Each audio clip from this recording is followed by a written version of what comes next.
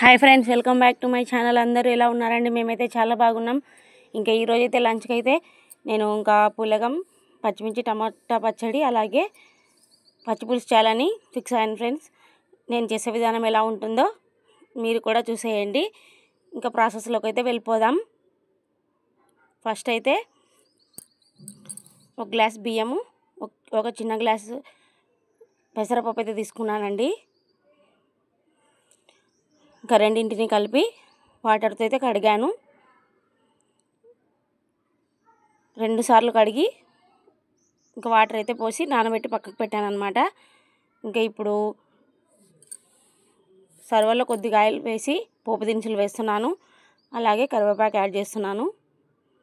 ఇవి కొద్దిగా ఫ్రై అయిన తర్వాత మనం కడిగి నానబెట్టాం కదండి బియ్యము, ఆ రైస్లో వాటరే నేనైతే ఎసరుకు పోస్తున్నాను. 1 గ్లాసు బియ్యము, 1 గ్లాస్ చిన్న గ్లాస్ పెసరపప్పు కలిపి 2.5 కంటే కొంచెం ఎక్కువ వాటర్ అయితే పోసాను. వేసిన తర్వాత ఉప్పు యాడ్ చేస్తున్నాను. తర్వాత పసుపు యాడ్ చేస్తున్నాను. ఇంకా పసుపు యాడ్ చేసిన తర్వాత ఒకసారి కలుపుకోవాలండి. కలిపి ఇంకా బాగా ఉడికేటప్పుడు అయితే నాన్నాయి కదా బియ్యము, పెసరపప్పు మిశ్రమం ఇందులో యాడ్ చేస్తున్నాను. ఇందులో యాడ్ చేసి మళ్ళీ ఒకసారి కలుపుకోవాలన్నమాట. ఇలా మధ్య మధ్యలో కలుపుకుంటూ బాగా ఉడకబెట్టుకోవాలి. మొత్తం అంతా ఎసురు దగ్గరికి వచ్చేసి ఇంకా ఉడకడానికి వచ్చేసిందండి ఇప్పుడైతే దగ్గరికి. చూడండి ఫ్రెండ్స్, ఇంకా కొంతమందికి కొత్త బియ్యము, పాత బియ్యం ఉంటాయి కదా, మీరు ఎసరు చూసి వేసుకోండి ఫ్రెండ్స్. లేకపోతే ఎక్కువ ఎసరు వేసామనుకోండి మెత్తగా అయిపోతుంది అనమాట, అందుకోసమని చెప్తున్నాను. ఇంక ఇప్పుడైతే రెడీ అయిపోయిందండి పులగం అయితే.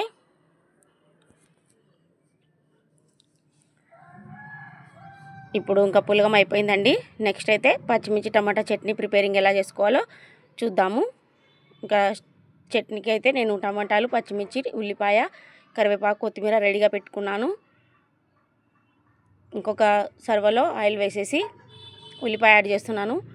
తర్వాత పచ్చిమిర్చి యాడ్ చేసి ఇవి కొద్దిగా ఫ్రై అయిన తర్వాత టేస్ట్ అయితే చాలా బాగుంటుందండి. ఇంకా కొత్తగా మన ఛానల్ చూసే వాళ్ళైతే సబ్స్క్రైబ్ చేసుకోండి ఫ్రెండ్స్, మర్చిపోకుండా. పచ్చిమిర్చి కొద్దిగా వేగిన తర్వాత టమాటాలు అయితే యాడ్ చేస్తున్నానండి. అలాగే కరివేపాకు, కొత్తిమీర కూడా యాడ్ చేశాను. వీటితో పాటు వాటర్ కూడా యాడ్ చేస్తున్నాను.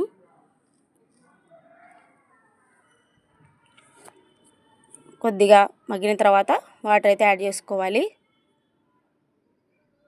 ఇంకా వాటర్ యాడ్ చేసేసి మూత అయితే పెట్టేశాను. బాగా ఉడికించుకోవాలన్నమాట మూత మూసేసి. ఇంక ఇప్పుడైతే ఉడికిపోయిందండి.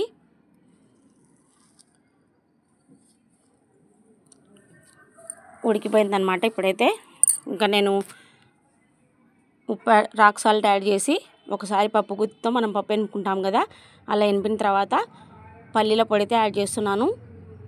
పల్లీల పొడి యాడ్ చేసి మళ్ళీ ఒకసారి అయితే ఎనుపుకోవాలన్నమాట పప్పు గుత్తితో. ఇంక ఇప్పుడైతే పచ్చి పులుసు కోసం అయితే చింతపండు అయితే నానబెట్టుకుంటున్నానండి.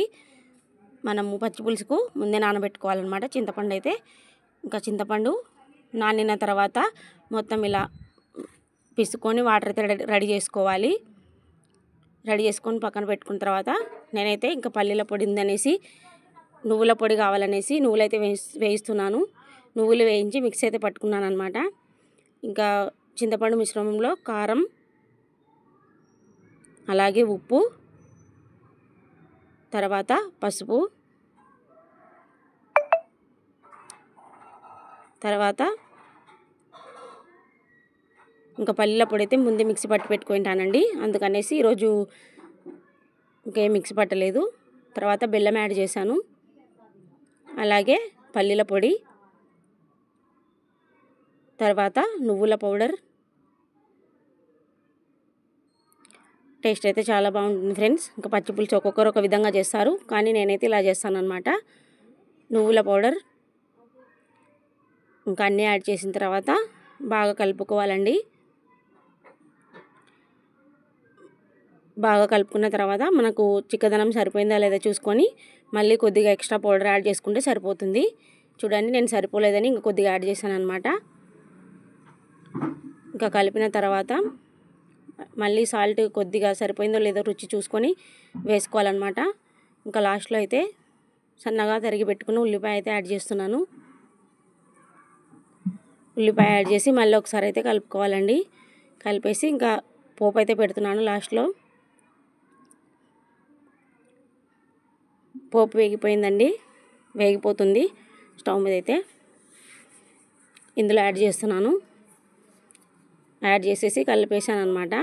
ఇంకా రెడీ అయిపోయిందండి పచ్చిపులుసు అయితే. చూడండి ఫ్రెండ్స్, పచ్చిపులుసు రెడీ అయిపోయింది. అలాగే పచ్చిమిర్చి చట్నీ, పులగము,